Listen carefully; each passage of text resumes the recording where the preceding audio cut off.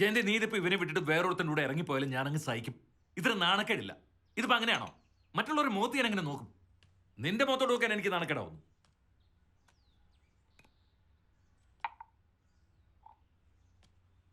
ഈ ചെക്കൻ്റെ കല്യാണമാണെങ്കിൽ കഴിഞ്ഞിട്ടുകൂടിയില്ല. ഞാനിതെങ്ങനെ പറഞ്ഞു മനസ്സിലാക്കും? നിങ്ങൾ വിചാരിക്കുന്ന പോലെ ഒന്നും എനിക്കില്ല.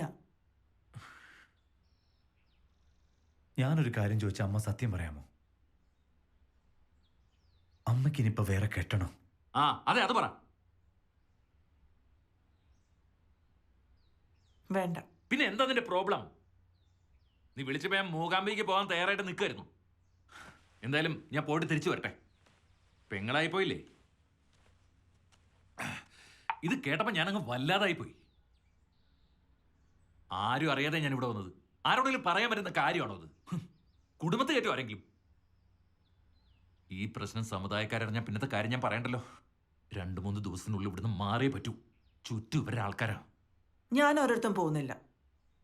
പിന്നെ എന്താ നിന്റെ ഭാവം? നിങ്ങളിങ്ങനെ പ്രശ്നം ഉണ്ടാക്കല്ലേ. ഞാൻ അവളെ പറഞ്ഞ് മനസ്സിലാക്കിക്കോളാം. അവര് തെറ്റിദ്ധരിച്ചതാ ഇതൊക്കെ. അവരമ്മയെ കുറ്റം പറഞ്ഞു തുടങ്ങി. അവർക്ക് ഇങ്ങനെയൊന്നും അറിയില്ലെന്നാണ് അവളുടെ ഉമ്മ പറയുന്നത്. അത് കൊള്ളാം. എടാ, നമ്മുടെ പാരമ്പര്യത്തിൽ ആർക്കും ഇങ്ങനൊരു രോഗം ഞാൻ കേട്ടിട്ടില്ല. ഇതിപ്പോ എന്തും പറയാമെന്നായോ?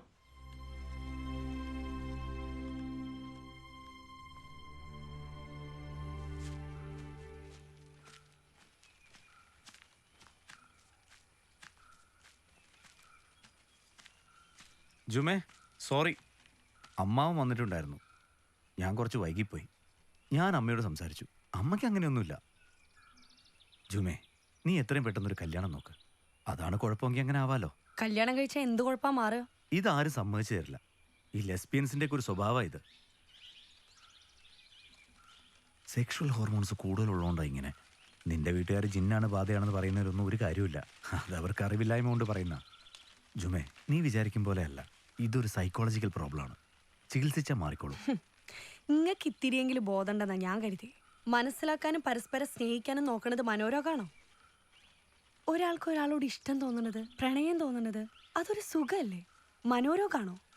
ഇതൊന്നും തോന്നാത്തതും ചുറ്റുവട്ടത്ത് മറ്റാരുമില്ല, ഞാൻ മാത്രമേ ഉള്ളൂ എന്ന് തോന്നുന്നതുമാണ് മനോരോഗം.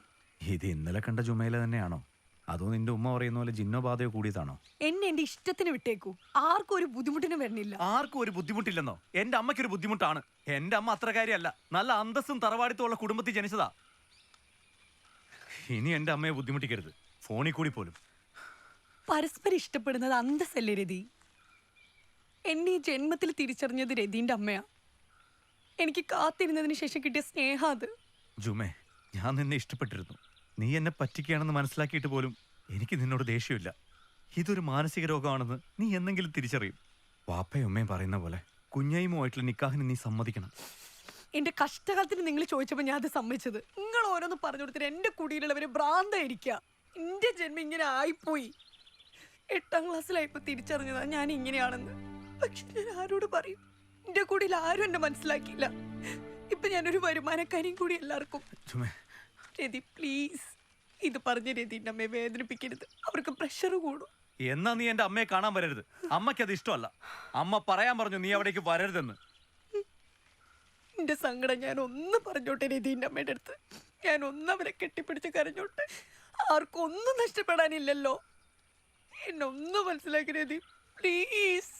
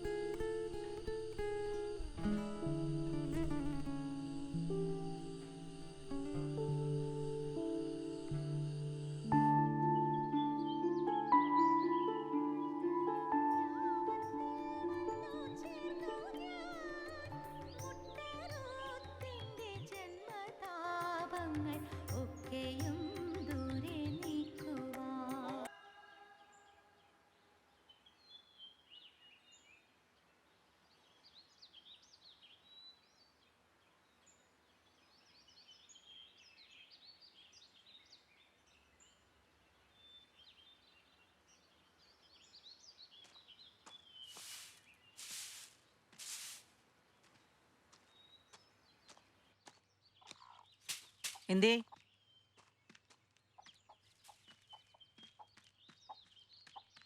ഓള് പിന്നെയും പ്രശ്നം ഉണ്ടാക്കിയോ?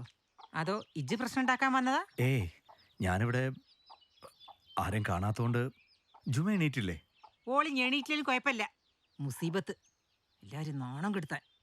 ഞാൻ എൻ്റെ ഒരു കുറവും കൂടി ഉണ്ടായിരുന്നുള്ളൂ. ചെറുപ്പം തൊട്ട് ഓള് സാധാരണ പെൺകുട്ടികളെ പോലെ ജീവിക്കാൻ തുടങ്ങിയിട്ടില്ല. 10ാം ക്ലാസ് കഴിഞ്ഞപ്പോൾ എത്ര ബഹളം ഉണ്ടാക്കിയിട്ട് അവർ നിക്കാഹ് നടത്തിയത്. എന്നിട്ട് അവിടുന്നും പോന്നു. അപസ്മാരം. മാപ്പിള ഓളടുത്തേക്ക് എപ്പോൾ ചെന്നാലും അപസ്മാരം തുടങ്ങും. കുടിയിലുള്ളവരെ വിഷമിപ്പിക്കാൻ ജനിച്ചാലോ ഓള്. വാപ്പുട്ടിയാക്കെ ഓളുടെ അസുഖത്തിന്റെ കാര്യം എനക്കറിയണ്ടേ? ബാപ്പാ, എന്നോട് ഇങ്ങനെ ചെയ്യണ്ടായിരുന്നു. ഓൾ ഇങ്ങനെയാന്ന് അറിഞ്ഞിട്ട് നിങ്ങൾ ഈ കല്യാണം നടത്തരുതായിരുന്നു. എന്താ ഇപ്പൊ ഉണ്ടായേ? ഓൾക്ക് അപസ്മാര. മോളെ, എനക്ക് എന്താ പറ്റിയേ? ഇപ്പൊ കുറഞ്ഞോ? അതൊന്നല്ല ഓളെ രോഗം. ഓക്ക് എൻ്റെ അടുത്ത് വരുമ്പോൾ അപസ്മാരം.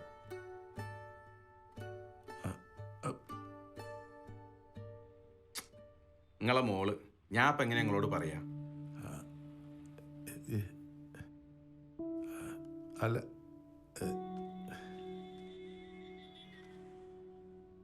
കല്യാണം കഴിഞ്ഞിട്ട് ഇത്ര ദിവസമായിട്ടുള്ളൂ. ഞാൻ ഇനി എങ്ങനെയാ നാട്ടുകാരെ മുഖത്ത് നോക്കുക? എൻ്റെ ഒരു ഗതികേട്. ആരും ഇത് അറിയണ്ട. അവനവൻ്റെ കുട്ടികൾ എന്താന്നുള്ളത് നിങ്ങൾ ആദ്യം അറിയണം. അവരുടെ സ്വഭാവം, അസുഖം ഉണ്ടെങ്കിൽ അതും. എന്നിട്ടേ ഒരാളുടെ തലയിലേക്ക് ആക്കാവൂ. കൂട്ടിക്കൊണ്ട് പോയിക്കോളി. ഞാൻ എന്തെങ്കിലും പറഞ്ഞോളാം ഇവിടെ. എനിക്ക് ഓലോടെ കഴിയാൻ പറ്റൂല പാപ്പ. എനിക്കിനി ഒരാണിന്റെ കൂടെ കഴിയാനും ആവൂല. ഞാനിപ്പോ എന്താ ചെയ്യാ? പഠിച്ചോനെ, എന്താ എന്റെ കുട്ടിക്ക് പറ്റിയ? എനിക്കൊന്നും മനസ്സിലാവണില്ലല്ലോ.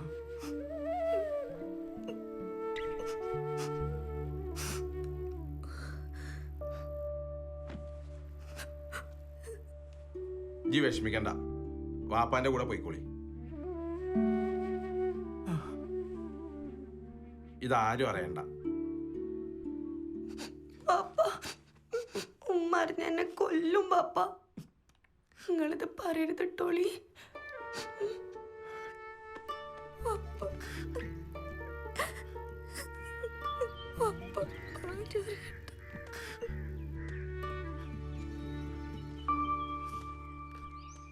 ഞാൻ മനഃപൂർവ്വം പറയാത്തതാ.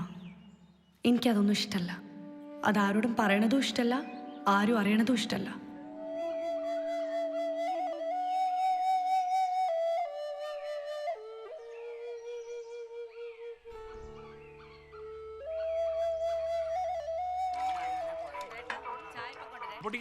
ചായ എടുത്തോ.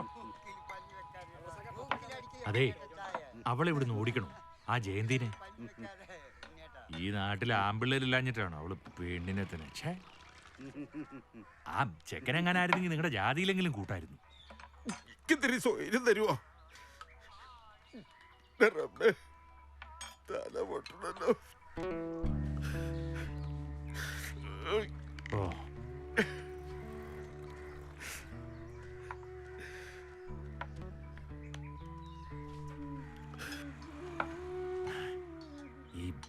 ഈ ബാപ്പുട്ടിയുടെ മോള അത്ര കുഴപ്പക്കാരി. മറ്റേ പെണ്ണിനെ അങ്ങനെയൊന്നുമില്ല.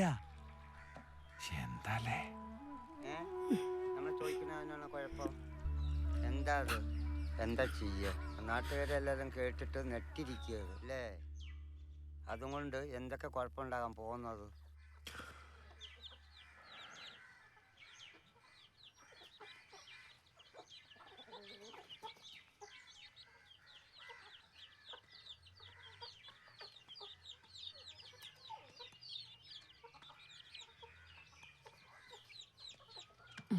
അതെ, ഇനി എല്ലാരും അറിയുന്നതിന് മുമ്പ് നിക്കാഹ് നടത്തണം. എന്തേ? എന്താ ഓള് വരുന്നുണ്ട്. നിങ്ങളിപ്പം ഇനിയൊന്നും പറയാൻ നിൽക്കണ്ട, ഞാൻ പറഞ്ഞോളാം. ഓളെ പേടിച്ച് പിനിക്ക് പെരി കഴിയാൻ പറ്റുമെന്ന് ആർക്കറിയാം? ഉമ്മോ, ഒന്നും പറയാൻ പറ്റൂലല്ലോ, ഓള് രോഗിയല്ലേ. നിങ്ങളാ ഓക്ക് കൂട്ട് നിക്കണ്. അല്ലേ പിന്നെ ജുമേല, ബാപ്പയ്ക്ക് ഇത്തിരി ചൂടുവെള്ളം വെച്ചോളി. ആ പാപ്പ.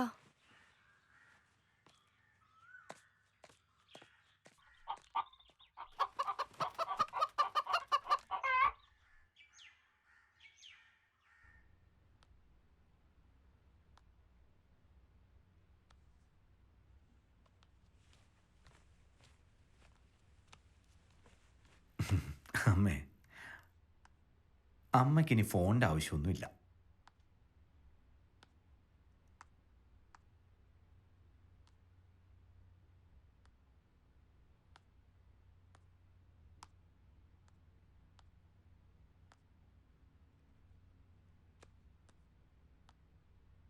ഞാനേ ഒന്ന് പുറത്തു പോയിട്ട് വരാം.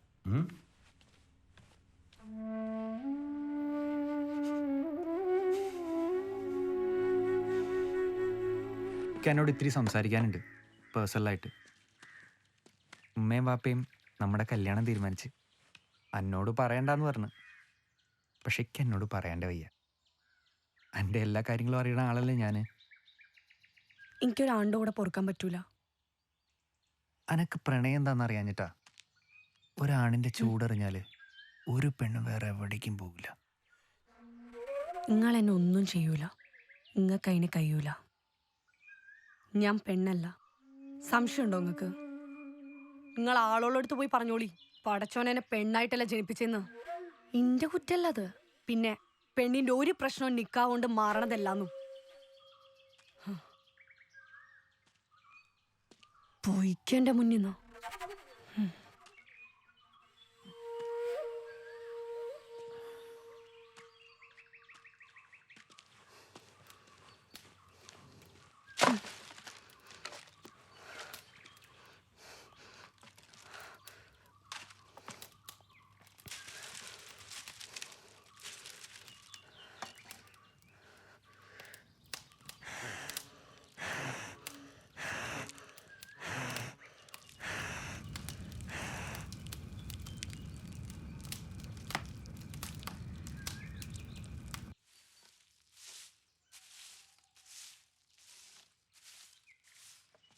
അങ്ങോട്ട് വെക്കി.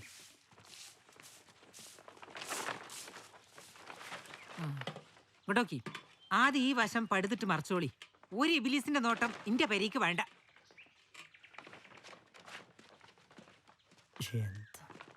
നീ നോക്കി